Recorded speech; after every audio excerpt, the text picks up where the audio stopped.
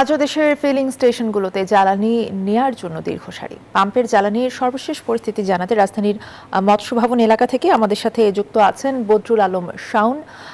তার সাথে যুক্ত হচ্ছি সরাসরি। শাওন, পেট্রোল পাম্পে জ্বালানি সরবরাহের কি পরিস্থিতি জানাবেন? ধন্যবাদ আপনাকে। আমরা সকাল থেকেই রাজধানীর বিভিন্ন পেট্রোল পাম্প ঘুরে দেখেছি, বিশেষ করে মিরপুর, বিজয় সরণি, নীলক্ষেত এবং রমনা এই এলাকাগুলোর পাম্পগুলো আমরা ঘুরে যেটা দেখেছি যে সকাল থেকেই যারা গ্রাহক রয়েছেন অর্থাৎ তেল নিতে এসেছেন তাদের যানবাহনের বেশ লম্বা সারি দেখা গেছে। সেখানে 4 চাকার যানবাহনও রয়েছে এবং 2 চাকার যানবাহনও রয়েছে। তারা যেটি বলছেন যে আসলে বিভিন্ন পাম্প ঘুরে ঘুরে তাদেরকে আসলে তেল সংগ্রহ করতে হচ্ছে, কারণ অধিকাংশ পাম্পগুলোতে গিয়েই আসলে পর্যাপ্ত পরিমাণ তেল পাওয়া যাচ্ছে না, যে কারণে তাদেরকে এইভাবে দীর্ঘ সারিতে অপেক্ষা করে তারপরে আসলে জ্বালানি তেল সংগ্রহ করতে হচ্ছে। সেখানেও একটি অভিযোগ করছেন গ্রাহকরা যে কোনো কোনো পাম্পে গিয়ে তাদেরকে সেই রেশনিং পদ্ধতির শিকার হতে হচ্ছে, অর্থাৎ নির্দিষ্ট পরিমাণ বেঁধে দিচ্ছে পাম্পের মালিকরা। তারা বলছেন যে এর বেশি তেল আসলে সরবরাহ করা যাবে না।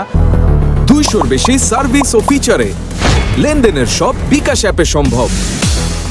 যে কারণে পাম্প মালিকরা যেটি বলছেন যে বিপিসির পক্ষ থেকে তাদেরকে একটি নির্দিষ্ট সীমারেখা দেওয়া রয়েছে, যেই পরিমাণ তেল তাদেরকে প্রতিদিন সরবরাহ করা হয়, এর বাইরে বাড়তি তেল তাদেরকে সরবরাহ করা হচ্ছে না। যে তার বিপরীতে আসলে গ্রাহকদের যে চাহিদা সেই চাহিদা অনেক বেশি, যে কারণে আসলে তাদেরকে এই যে রেশনিং পদ্ধতিতে দিতে তারা বাধ্য হচ্ছেন।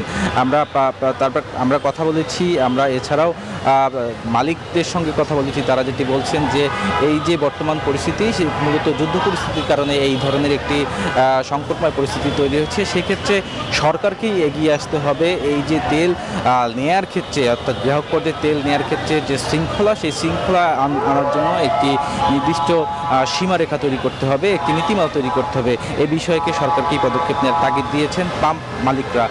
তো এই ছিল এখন পর্যন্ত আমার কাছে সর্বশেষ সংবাদ। আমরা চলে যাব খুলনাতে, সেখানে আমাদের সহকর্মী রয়েছেন মাকসুদ, তিনি এই জ্বালানি তেল সম্পর্কিত আরও তথ্য আপনাদেরকে জানাবেন। জি ধন্যবাদ শাওন।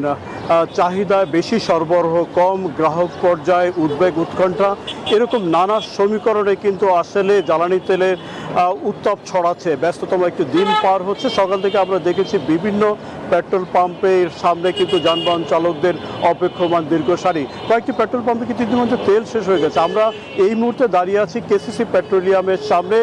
যদি এই পেট্রোল পাম্পের চিত্রটা একটু দেখাতে চাই, যে এই মুহূর্তে এই পেট্রোল পাম্পটিতে কোনো ধরনের তেল নাই। বাঁশের বেড়া দিয়ে এই জায়গাটুকুকে ঘিরে রাখা হয়েছে, যে কোনো ধরনের তেল নাই। আমরা যখন পদ্মা, মেঘনা, যমুনা এই 3টি ডিপুর সাথে কথা বলেছি, তারা বলছেন যে খুলনা, বাগেরহাট এবং যশোর সহ 13টি জেলার 317টি পেট্রোল পাম্পে প্রায় 25 লাখ লিটার তেল সরবরাহ করা হচ্ছে। তবে কিনা রেশনিং পদ্ধতির কারণে কোনো কোনো পেট্রোল পাম্প হয়তো একদিন বিরতির পর পর তেল পাচ্ছেন। তবে পেট্রোল পাম্প জায়গাগুলোতে কিন্তু আসলে পরিস্থিতি একেবারে ভিন্ন চিত্র।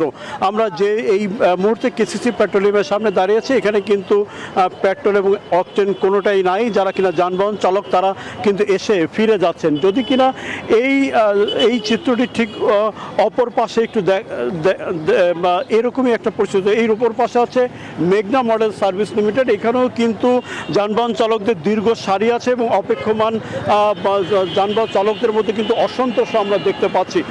তো কোনো কোনো পেট্রোল পাম্পে যেমন কিনা অপেক্ষমান দীর্ঘ সারি রয়েছে, আবার কোনো কোনো পেট্রোল পাম্পে কোনো ধরনের তেল নাই। এই অবস্থার মধ্যে কিন্তু জ্বালানি তেল নিয়ে দিন পার হচ্ছে।